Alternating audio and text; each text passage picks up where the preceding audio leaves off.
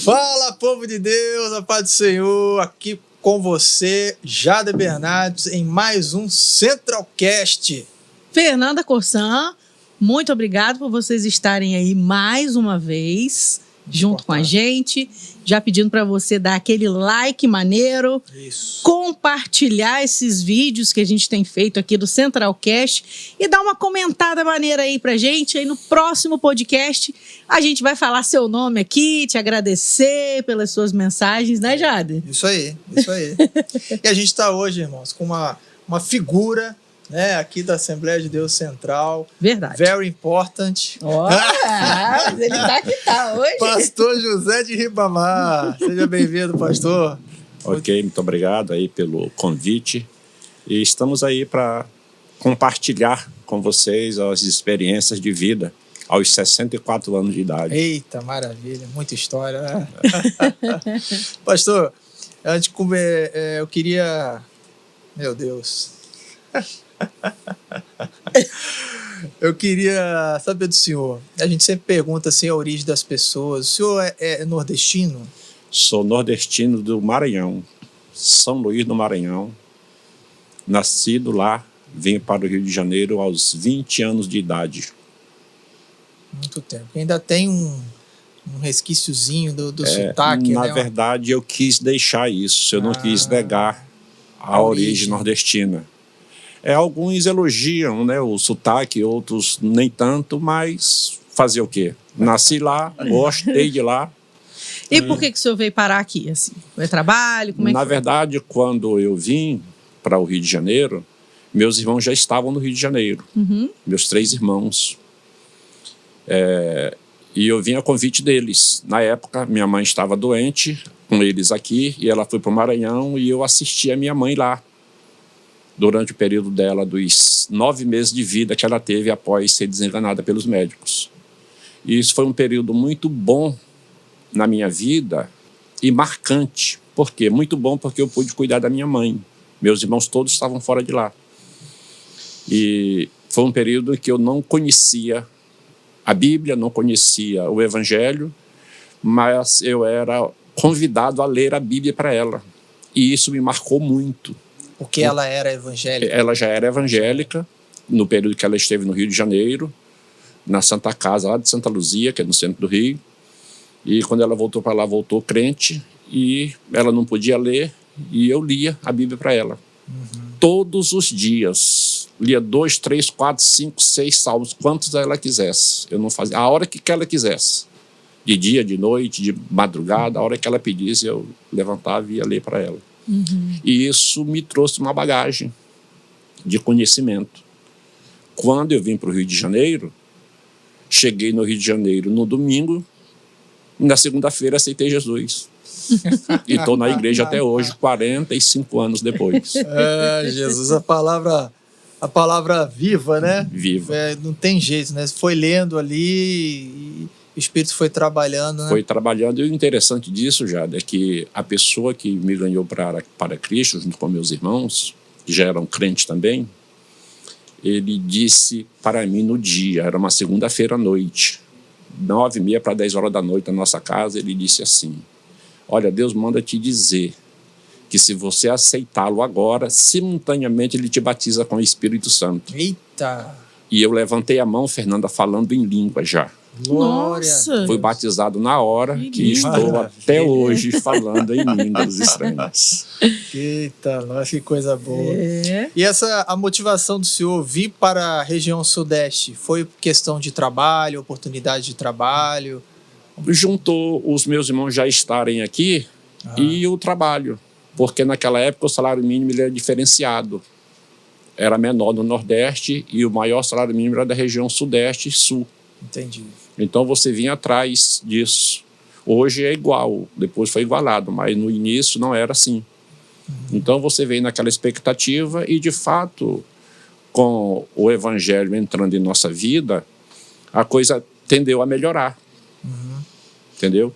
Eu sou nordestino, bisneto de Índia. Eita! Tá? Então a minha perspectiva e dos meus irmãos era nenhuma, mas com a chegada do Evangelho na nossa vida, essa perspectiva mudou. Haja visto o que aconteceu com José. Chegou no Egito como um presidiário, achando que ia ser o capataz de uma fazenda. Na verdade, dali saiu preso e as suas expectativas caíram. E, de repente, ele se acha governador do Egito. Eu não cheguei a tanto, mas a minha perspectiva melhorou muito em relação a isso. Então, eu gostei muito de ter conhecido o Evangelho, de ter me tornado crente. Foi uma coisa tremenda, maravilhosa na minha vida. Glória a Deus. E essa vinda do senhor para cá? O senhor sofreu algum tipo de preconceito aqui na região sudeste? Na verdade, o preconceito ele depende muito também da sua postura. Tá?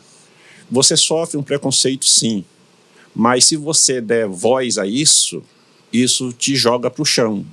Se você erguer a cabeça e pisar do preconceito, ele vai deixar de existir em algum momento. Isso vai depender de como você se coloca diante dessa questão. Porque isso é um nocaute social. Se você não der de volta também um nocaute, você também não lutar contra isso, você vai se abater, vai se envergonhar, vai baixar a cabeça e a coisa vai acontecer e ninguém vai te dar a mão. Então, na hora em que você ergue a cabeça e nocauteia de volta aquilo que te foi mandado, que te foi enviado, então você passa a ver que você também tem resistência, que você também é gente, que você também tem condição.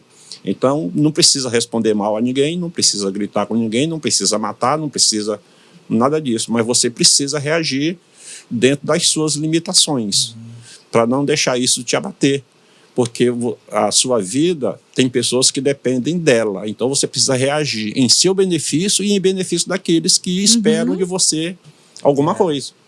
E o Evangelho já faz um pouco disso, né? De essa sensação e esse sentimento de pertencimento, de você ter um pai, de você ser filho de Deus, né? Então isso aí já dá uma levantada na moral do sujeito. Mas eu queria saber também, pastor, a respeito de toda transição, né? Toda mudança, ela tem os fatores assim difíceis, né? Ainda mais você mudar de uma região para uma outra região, que é uma realidade assim bem diferente, né? A gente fala de um país que tem dimensões continentais, então a realidade do Nordeste é diferente da região do Sudeste. E assim, quais foram as dificuldades que o senhor encontrou dessa transição, sair do Nordeste para vir morar no Sudeste? Na verdade, essa dificuldade ela é mais geográfica, porque você vem de uma cidade pequena, que você acha que é grande, você chega num centro como o Rio de Janeiro, então você não tem dimensão. Você está no Nordeste, morando lá, apesar de você ter morado numa cidade de 300 mil habitantes, que era na época São Luís 700 mil, mas Rio de Janeiro já era 5 milhões, acredito, mais ou menos, nesse período. Então você não tem ideia do que seja isso. Seria tipo uma criança de 1 ano andar ao seu lado e ele olhar para cima e não saber a tua altura, não saber o teu tamanho, e você sabe o tamanho dele, né? Então, isso é uma diferença muito grande, isso é uma coisa muito grande. Você vê inocente em muitas coisas.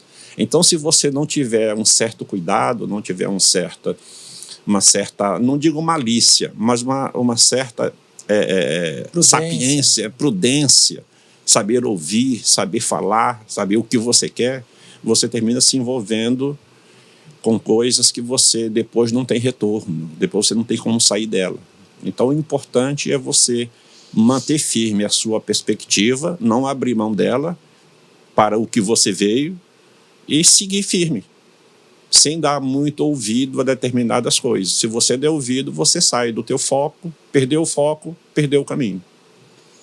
E pastor, o senhor tomou, né, a decisão de vir para o Sudeste, para a região Sudeste. O senhor tem arrependimento de ter vindo para cá ou o senhor faria isso novamente? Como é que seria? Eu acho que eu faria novamente.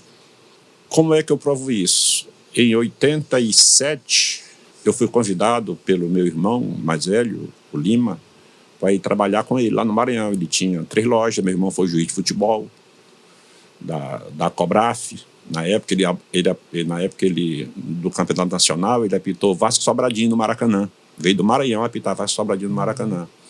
Então, eu voltei para trabalhar com ele, gerenciei uma loja dele. Mas depois de 3 anos e meio, a gente acertou tudo lá e eu retornei para o Rio com a minha família. Foi quando eu vim morar em Cordeiro, fiquei lá 5 anos, de Cordeiro eu vim para Campos, em 95, fevereiro de 95, eu estava chegando em Campos.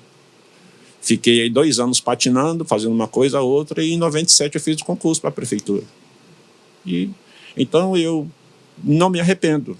Eu faria isso de novo, dentro dessa perspectiva. E ainda mais se hoje eu viesse já com o conhecimento do Evangelho. Naquela época eu vim cego nessa questão, só com aquela experiência de ler a Bíblia para minha mãe. Mas hoje, com a experiência de ter aceitado Cristo como Salvador, então isso já te interioriza o que você precisa para ter uma abertura de horizonte. Então, tranquilo, faria novamente, sem nenhum problema. Até porque foi aqui que você conheceu a irmã Dalva, né? Foi aqui que eu conheci a Dalva. Como disse a Fernanda, né, em relação ao Júnior, é o grande amor da minha vida. Porque a minha mãe morreu muito cedo, ao meu ver. Minha mãe morreu com 47 anos e eu tinha 20 na época. E ela sempre pedia a Deus que desse a gente esposas que fossem cuidadoras, que fossem pessoas do bem. E graças a Deus, Dalva apareceu na minha vida no momento que eu precisava disso. Nós éramos 5 solteiros dentro de casa. Eu e meus 4 irmãos e meu pai que ficou viúvo. Então a gente cuidava um do outro. E o meu pai assumiu a casa como se ele fosse a mamãe e o papai. Ele fazia café, ele fazia almoço, ele fazia janta, ele lavava a louça, tudo ele queria fazer como se ele pudesse substituir a mamãe. E então a gente vivia essa perspectiva. Meu irmão arrumou uma namorada, casou, está casado até hoje, graças a Deus. Meu outro irmão também casou, o outro mais novo casou depois, mas eu conheci Dalva nesse período lá dos anos 80, 79, 80. Casamos em 82 e, graças a Deus, foi o maior acerto que eu fiz na minha vida. Que bom. Foi ter conhecido Dalva, a gente ter se casado, temos 3 filhos, e isso para mim foi tremendo. Eu aconselho qualquer um que queira casar, que encontre a esposa e o esposo certo e case, porque casar é bom demais. Tá? Eu gosto de ser casado com a Dalva. Ai, que maravilha. E vocês se conheceram lá no Rio? A Dalva é do Rio também? A Dalva ela é nascida em Monerá, município de Duas Barras, entre Bom Jardim e Cordeiro. Mas ela é de Pádua, a família dela é toda de Pádua, do bairro Tavares, que é o nome do bisavô dela, ou do avô, uma coisa assim. E eu conheci ela em 3 Irmãos, Cambuci, onde nos casamos. Ela era da Assembleia de Deus lá. Então foi em algum encontro de igreja que vocês se conheceram? Isso, encontro de igreja. A minha igreja, lá de Nilópolis, tinha uma congregação lá. E numa dessas vindas, lá, a tia dela que criava ela, me mostrou uma foto dela e disse: é bonita a sua sobrinha, uma moça bonita. Você vai conhecer ela, falou assim mesmo. Fica a dica aí, né? Se você tá solteiro, tá na pista aí, né? Tem um evento na congregação lá em São João da Barra. Você vai. Isso aí. Aonde tiver, vai fazer o intercâmbio, aproveita que uma hora dessa... Então, eu até brinco muito com ela, dizendo assim: Deus foi misericordioso com vocês. Por quê, meu filho? Porque Deus me trouxe lá do Maranhão, me salvou e me trouxe aqui em 3 Irmãos para resgatar você. E como é que vocês vieram parar aqui em Campos? Por que a decisão de vir para cá? Na verdade, quando a gente veio do Maranhão em 91, ficamos em Cordeiro 5 anos, a gente já tinha morado no Rio 10 anos, casado. Fui para o Maranhão casado, voltei com os 3 filhos. E o meu sogro, ele é de Cordeiro, morava em Cordeiro, ele era policial civil lá em Cordeiro, Paulo Tavares. E quando ele faleceu, nós fomos convidados pelo um tio da Dalva, que é daqui de Campos, e tia, a Madalena e Alami, um casal. Ele é pastor, ela é esposa, e é irmã da minha sogra. Aí convidaram a gente para vir para Campos. Nós moramos de favor na casa deles 10 anos, na Assembleia de Cristo. Hoje o pastor é o pastor Tiago, né? O pastor Alami já partiu para o Senhor. E nesse período que ele partiu, em 2012, em seguida, a gente veio para a Central. Eu já conhecia o pastor Elias, já conhecia o trabalho da Central, entendeu? Então a gente veio para Campos, de Cordeiro para Campos, a convite do pastor Alami e da irmã Madalena. Entendi. Pastor, conta pra gente como foi seu encontro com Jesus. Olha, o meu encontro com Jesus Cristo foi uma coisa assim, tremenda. Foi impactante. Os meus irmãos já eram crentes quando eu vim do Maranhão para o Rio. E quando eles tomaram a decisão de me convidar para vir para o Rio, eles ficaram mais crentes ainda. Como assim? Para quando eu chegasse entre eles, não encontrasse nenhuma falha. tá? Meus irmãos, eles tinham televisão, venderam, eles se organizaram para me receber na casa deles. Quando eu cheguei, perfeito, tudo perfeito. E eles começaram a pregar para mim já do dia que eu cheguei, intensamente. Foram 2 dias só. Só foram 2 dias. Eu já tinha a experiência de ler a Bíblia para minha mãe lá no Maranhão. Então, quando chegou, só foi a Bíblia, a palavra de Deus agir internamente. Quando ela começou a agir internamente, e nessa segunda-feira à noite, como eu havia falado, o Otacílio, Deus usando ele, disse assim: olha, se tu me aceitar hoje, eu te batizo com o Espírito Santo. Hoje. Aí, levanta a mão, ele me convidou. Quando eu levantei a mão, já levantei falando em línguas. Então, aceitei Jesus Cristo naquele dia. Em seguida, eu fiz seminário, né, no IB, lá em Madureira. O meu diploma do IB é assinado pelo pastor Paulo Leivas, Macalão. Quer dizer, uma coisa, vamos dizer, inédita, né, para os dias de hoje. E congreguei na Assembleia de Deus de Olinda durante 10 anos. Lá eu fui levado a diácono, fui para o Maranhão, fiquei lá também 3 anos e meio, vim para Cordeiro, fiquei 5 e vim ser consagrado a pastor em Campos, em 96. Deixa eu só fazer uma pergunta de curiosidade mesmo. Quando o senhor estava lendo a Bíblia para sua mãe, o senhor lia por ler porque ela pedia, porque como o senhor não era evangélico na época, aquilo para o senhor era só mesmo fazer um gosto, né? Isso. Mas existia momentos daquela leitura que algo dentro do senhor mudava alguma coisa, mexia? Na verdade, existiam questionamentos. Quando eu lia acerca de Davi, eu lia muito Salmo 23, então existiam aqueles questionamentos, aquelas interrogações. Não sei se eram bem questionamentos ou interrogações.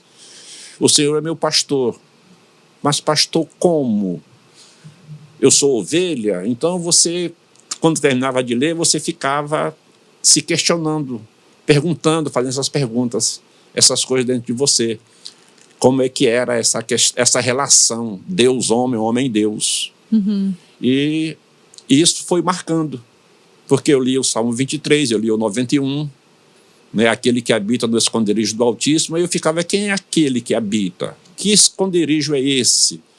Entendeu? Então a gente, por não conhecer a palavra, só conhecer a parte literal, a história, você ficava naquele questionamento. E eu acho que isso veio se resolver exatamente depois que eu aceitei a Cristo, porque aí você passa a entender melhor. Eu sempre digo às pessoas que ser crente não dá para explicar a experiência. É igual dor de parto, só quem sente é que sabe o quanto doeu. Ou seja, para você ter uma experiência com Deus, você precisa... O primeiro passo é aceitar a Cristo. Ler a Bíblia é muito bom, não tenha dúvida. Mas aceitar a Cristo, tomar a decisão, é importante demais, para que todas essas dúvidas comecem a ser resolvidas. O senhor já falou aí, mas o senhor tem 3 filhos, né? 3 filhos. Eu conheço o senhor um pouco, né? E os 3 filhos moram, mas o pessoal aí não conhece, né? Às vezes tem alguém que não conhece o senhor. Os 3 filhos não moram na cidade de Campos, né? Não, todos 3 já moraram. Mas hoje nenhum mora na cidade de Campos. E como é, assim, viver longe dos filhos, pastor? Longe no sentido de distância mesmo geográfica. Olha, a distância geográfica é um empecilho. Mas é uma bênção ao mesmo tempo. Porque você percebe que você gosta de estar perto dos filhos. Porque você viver no dia a dia, junto ali, você não tem tempo de perceber isso. Você gosta e vive, mas você não tem tempo. É igual o feijão da mamãe. Você só sabe o gosto do feijão da mamãe quando você está longe. Aí esse feijão aqui não é igual ao da mamãe. Ou seja, gostar dos filhos, você fica o dia a dia ali e faz isso, menino, e não faz aquilo, e vamos ali, vamos aqui. Você não tem tempo para sentir para esse sentimento aflorar. Quando os filhos estão longe, para você ter uma ideia, tem dia que minhas filhas ligam dos Estados Unidos, a Samela e a Suzana, e a mãe diz assim, ela não diz Suzana está ligando, por exemplo, o Samela ligou, ele disse, Suzana chegou. A Samela chegou, Ribamar, vai jantar com a gente hoje. Suzana chegou, vai tomar café com a gente. Quando já vem, está indo para a mesa tomar café, quando ela liga. Aí te põe mais uma xícara às vezes. Para você ter ideia. Aham. Quer dizer, a coisa é tão forte, Jader, que tem dia que eu faço café e sobra. Ribamar sobrou tanto café porque eu fiz contando com elas. Meu Deus. Para você ver como é que isso é diferente, você viver o dia a dia e você viver distante. O meu filho está em Vila Velha. Ele liga e diz assim: papai, você sabe que eu te amo, né? Eu disse: rapaz, você é o Felipe mais amado do mundo. Não tem outro Felipe que seja tão amado. Então, papai, vem ficar comigo um pouquinho, porque daqui a um dia a gente não vai poder mais, a vida está passando. Aí como é que você vive uma coisa dessa? Então é a hora que você percebe que esse distanciamento, você tem o distanciamento, mas o amor não cessa. É. O convívio, Fernando, é incrível, ele não cessa. Parece que ele te aproxima mais por essas questões. É. Porque se você observar a vida familiar, você não chega em casa, Fernanda, e o Júnior está em casa, você foi na rua, você chega e diz: Júnior, eu te amo. Você faz isso? Não faz no dia a dia. Você não chega em casa, o filho chega da escola: meu filho, vem tomar banho, vai se arrumar. Você não diz: meu filho, vem se arrumar que eu te amo. Ninguém usa esses termos. Eu te amo, eu quero te dar um beijo, eu quero te dar um abraço. Você não usa isso no dia a dia. E isso deveria ser feito. É. Com a pessoa que você ama, com a pessoa que você gosta. Até com a sogra, né? Eu costumo dizer. Entendeu? E isso, à distância, você fala isso com mais aberto, com mais frequência. Mais intensidade. Mais intensidade. E isso, às vezes, quando como eu estava falando, quando minha esposa diz: ó, Suzana chegou, e de longe eu digo: oi, Suzana, e não vou lá para ela me ver ou vê-la. Porque naquele momento eu não posso fazer isso. Se eu fizer, eu vou chorar. Mas chorar faz parte, né, pastor? Às vezes a gente tem que chorar também. Mas aí ela começa a chorar lá também. Entendeu? Então é um negócio muito... A amizade, amor é um negócio muito forte. É uma coisa tremenda. Se as pessoas soubessem o quanto isso é importante para elas... Ô Jader, eu fui nos Estados Unidos ver minhas filhas. Quando eu cheguei lá, eles me levaram na igreja Batista Nações Unidas, que é a igreja que eles frequentam, lá do pastor Samuel Rosalém e pastor Luciano, inclusive brasileiros, os dois. Eu cheguei, sentei no terceiro banco a partir da entrada. Aí ele me viu com minha filha e meu genro. Aí perguntou para alguém: aquele é o pai da Suzana e da Samela? Disse: é. Pastor, faz favor, mandou alguém me chamar. Me chamou e me levou lá na frente. Olha, igreja, isso aqui é o pastor Ribamar. É a pessoa que nós oramos por ele quando ele infartou e Jesus ouviu nossa oração e o curou, e ele está aqui hoje. Olha. Glória a Deus. Então, são coisas tremendas, que são resultados que Deus traz à sua vida de pessoas que você nem conhece ou não conhecia, e as pessoas estão te amando lá de longe, estão intercedendo por você. Igreja, né? Quer dizer, o evangelho é isso, traz tudo isso para o bojo da sua vida, e isso é muito impactante. É verdade. Isso te dá um resultado muito positivo. E você saber que você está ali porque pessoas te ajudaram a chegar onde você está. Pastor, e aí agora vamos nas profissões. Isso. O senhor trabalhou como guarda municipal? Quantos anos que foi esse período que o senhor trabalhou lá? Conta um pouquinho pra gente. Na verdade, Fernanda, eu digo que ainda sou guarda. Mesmo aposentado. Vou fazer um ano de aposentado, dia 4, quarta-feira. 4 de maio. Podia dar um churrasco, né, pra gente comemorar. Isso seria excelente. Mas vamos fazer tipo festa americana. Você leva a carne, ele leva o carvão. E Boa a gente ideia. faz. Eu faço churrasco, não tem problema. Então, em 97, eu fiz o concurso para a prefeitura, a Guarda Municipal. E o interessante, como é que Deus trabalha na vida da gente. Eu cheguei em Campos com uma família de 5 pessoas desempregadas, morando de favor. Quer dizer, nada me dizia que eu ia me dar bem em Campos. Mas quando você serve um Deus que vela por você, você passa a ter confiança. Saber que Deus vai trabalhar a seu favor. Está escrito isso na palavra. Muito bem, então eu fiz o concurso, eram 40 questões. Eu cheguei em casa, minha esposa disse assim, e aí, Ribamar, como é que foi a prova? Você pode avisar que eu passei. Eita. Como é que você sabe? Eu sei a prova que fiz. Quantas questões eu acertei? 40 das 40, com exceção de uma que foi anulada. Rapaz. Então, aí foi para a prova de título, porque eu não tinha tanto título, então eu fiquei ainda no número alto, fora do número que eram 100 vagas. Fiquei em 220. Mas na terceira chamada, eu estava lá, no ano 2000, 1º de janeiro de 2000. Eu entrei na prefeitura, assinei o contrato como guarda municipal. Imagine um cidadão feliz, eu aos 44 anos aproximadamente, entrando como funcionário público. Então eu, muito feliz, muito grato a Deus, o que sou até hoje, porque eu trabalhei no comércio durante muito tempo, na Pernambucana eu trabalhei 5 anos, no Rio de Janeiro, na Carolina Meia, e eu trabalhei na prefeitura 21 anos. Se você pegar a minha ficha lá na Preve Campos, não tem uma falta, nenhum atestado em 21 anos. Nossa. A não ser a partir do infarto. Eu infartei 2 vezes e 2 vezes o Senhor me livrou. Uhum. E isso me levou à aposentadoria. Mas com uma certo saudosismo, porque eu gosto de ser guarda. Eu acho que trabalhar com o público muito impactante, muito bom. Isso. E eu trabalhei fazendo palestras em escolas, desde a creche até as universidades. Fiz em todas as universidades de Campos, a gente fez palestra, eu mais outros colegas, que a gente fazia uma equipe, né? E a gente falava sobre trânsito, sobre leis, sobre uma série de questões, sobre droga, principalmente, bullying, falamos muito sobre bullying. Então a gente fazia essas palestras, a gente era convidado, a gente ficava o dia inteiro na escola, falava para toda a escola.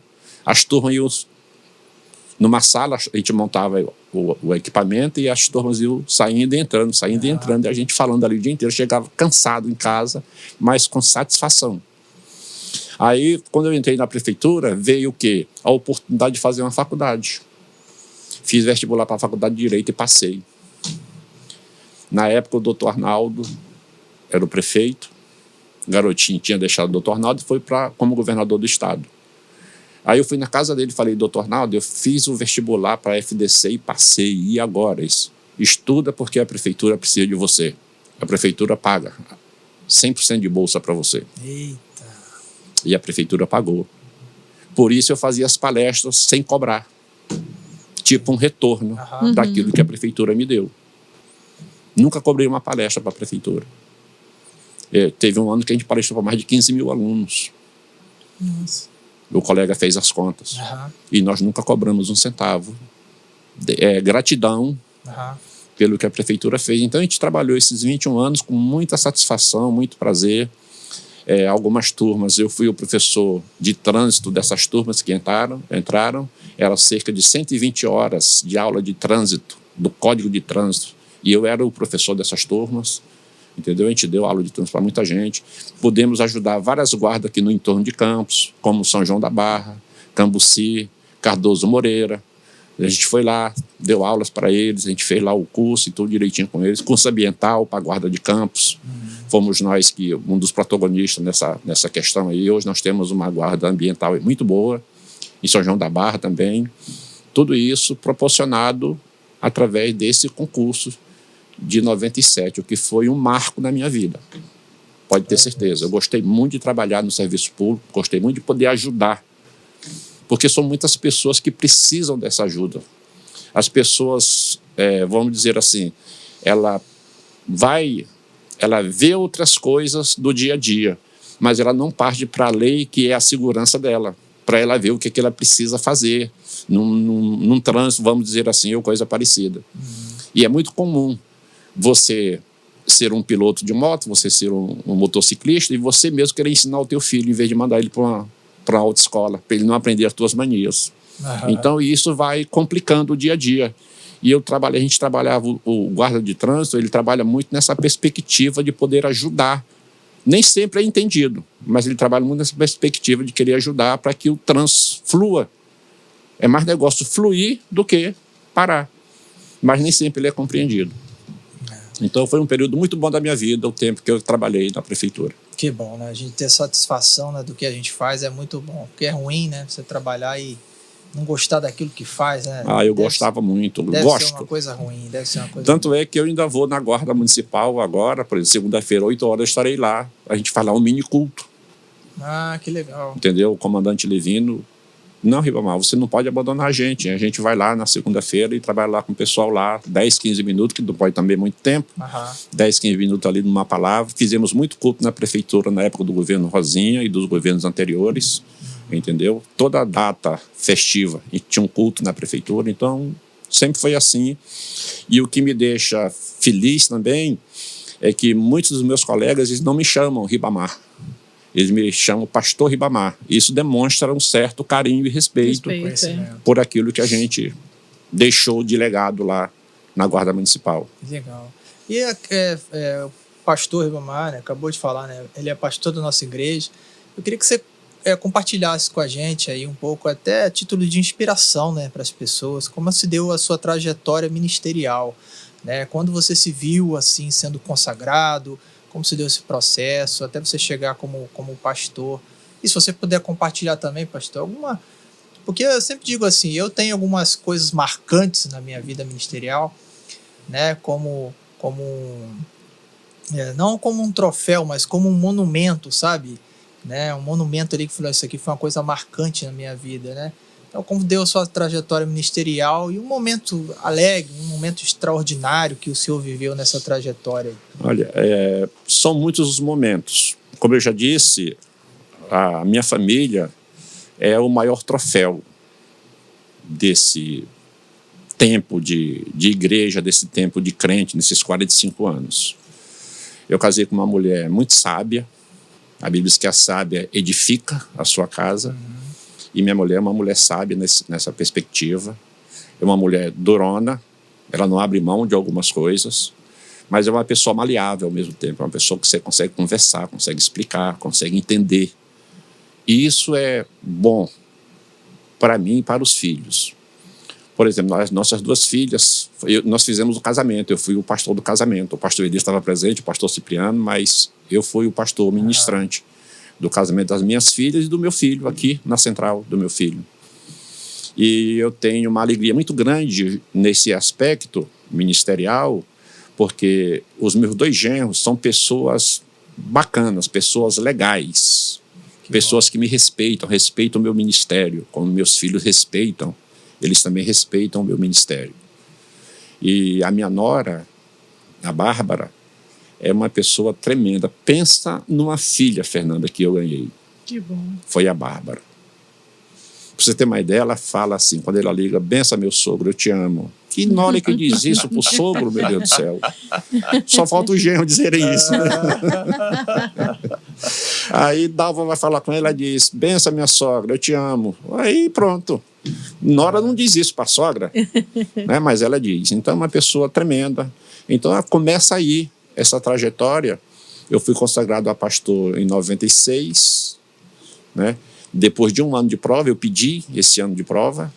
Eu ia ser consagrado em 95, eu disse, eu não gostaria de ser consagrado sem antes anunciar à igreja. Eu prefiro esperar o ano que vem, na mesma data, para a igreja não me julgar, mas a igreja me acompanhar nesse período para saber se eu posso, de fato, se eu sou digno.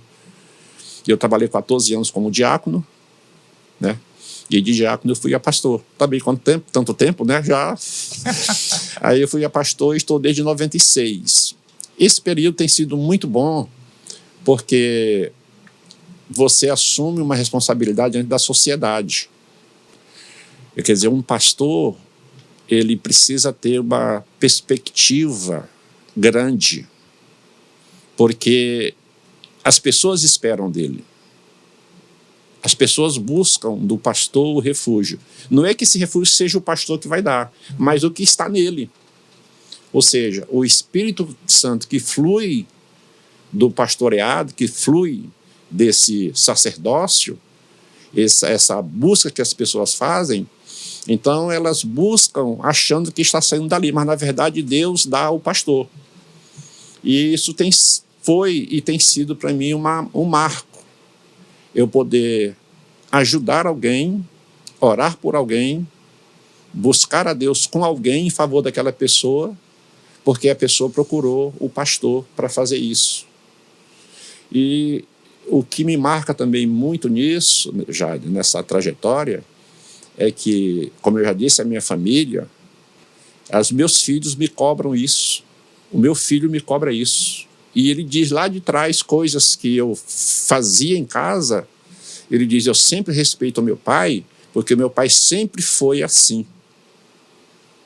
E eu fico observando que lá atrás, quando eu pensei que eu não era vigiado, eu já era vigiado pelos meus filhos. Uhum. Você só vai descobrir isso depois, quando teu filho crescer. É engraçado isso. Então, a minha esposa, se ela vai conversar com você a meu respeito, ela não diz o Ribamar. Ela diz, olha, porque o pastor Ribamar, ela usa esse termo. Então, isso, para mim, é como um respeito, vamos dizer, ao meu ministério. Uhum. Porque ela me chama de Ribamar em casa. Ribamar, isso é assim, meu filho, isso é assim, você vai fazer isso. Ou às vezes até a gente, naquele momento ali, né, que eu deixei de fazer aquilo que ela pediu, vice-versa, mas da hora que ela está fora do lar, na dimensão da igreja, na dimensão da rua, ela não vai gritar comigo, ela não vai me chamar de Ribamar. Olha, irmã, fala com o pastor Ribamar. É isso que ela vai dizer. Então, isso é um marco na minha vida. Depois de 40 anos de casado, a gente faz 40 anos esse ano. Né? Eu até falei com ela já, só cortando um pouquinho, que nós vamos fazer a aliança de 50 anos esse ano já. Que é para desfrutar esses 10 anos, né? Vai desfrutar só. Né? Fazer esse ano. Fazer antecipado, né? Fazer antecipado da aliança de 50 anos e quando chegar lá nos 50, a gente desfrutou de fato os 50, com a aliança no dedo. Né? Isso aí. Tá se caso a gente for chamado antes, ficou a sensação dos 50. Né? Aí eu falo com ela, minha filha, eu casei com você e quero continuar casado com você, que seja 50, 100 anos, quanto for, a gente vai continuar junto, né? Vamos cumprir o que a Bíblia diz, até que a morte os separe. Pastor, não está aqui no script, mas eu queria perguntar para o senhor. Fica à vontade. Quantas congregações o senhor já pastoreou e como é pastorear hoje uma congregação da nossa sede? Congregação que eu digo assim, não de repente, não sei se o senhor chegou a pastorear uma igreja que não tivesse uma igreja sede, sempre foi congregação, né? Sempre foi congregação. Olha, é muito bom estar sob a tutela de um pastor. Uhum. É igual o filho dentro de casa. Você diz assim para o seu filho, seja o mais novo ou o mais velho, olha, você faz isso assim, assim, e faz para você e para sua irmã, ou para o seu irmão. Você faz isso. Aí ele faz e o outro não gostou. Só, então você resolve com a mamãe, foi ela que mandou fazer assim. Então você está sob a tutela, você combina com o seu pastor, posso fazer assim, assim? Pode, faça desse jeito. Então se deu certo ou não, a maioria das vezes dá certo, você está sob uma tutela. Uhum. Quer dizer, a sua responsabilidade existe a partir do fazer. Uhum. A liberação você já tem do seu pastor. Então eu gosto, principalmente como o pastor Elias. O pastor Elias é um homem muito fácil de você lidar com ele, porque é uma pessoa que te ouve, é uma pessoa humilde, é uma pessoa aberta para conversar. Ele não impõe se não houver a necessidade. Né? Se você souber, ele não vai te impor, ele vai conversar com você, vai pedir para você fazer. E você, como criança obediente, é melhor fazer, é melhor obedecer do que sacrificar. Então, Fernando, é muito bom. Por exemplo, na outra igreja, eu dirigi uma congregação lá no Novo Jockey. E estou provisoriamente no Parque Prazer, vou fazer 4 anos. Ou 5, acho que 4, em novembro. Então, eu gosto dessa relação com as pessoas. Eu gosto de gente. Eu gosto de lidar com gente no dia a dia. E principalmente nessa relação de igreja, que é uma relação de aprendizado e retorno. Você aprende e retorna ensinando. Uhum. Porque o pastor, ele não só ensina. Ontem, por exemplo, quem pregou lá na congregação foi a irmã Karina. Eu estou fazendo um rodízio entre as irmãs. Cada uma pregando numa sexta-feira, que é o culto da família. Nada melhor do que uma mãe para pregar. Você pode ir lá numa sexta-feira dessa. Com certeza. Aí tem mãe que diz assim, mas eu não sei pregar, pastor. Como é que uma mãe não sabe pregar? Meu Deus do céu. Claro que ela sabe. ela sabe falar, ela fala em casa com as crianças, com o marido, faz isso, faz aquilo. Aí a irmã foi até muito bem, graças a Deus. Então a gente faz esse trabalho, e um ora, o outro unge, e o outro prega, e a gente vai trocando, fazendo essa troca, e com tudo isso eu vou aumentando a minha bagagem para facilitar esse retorno para a própria congregação. Então eu gosto de lidar com gente e gosto de estar ali. Eu gosto da congregação, eu gosto das pessoas. É uma congregação pequena, Parque Prazer, né? Parque Prazeres, mas a gente gosta, eu gosto dessa relação ali com os irmãos, com as crianças.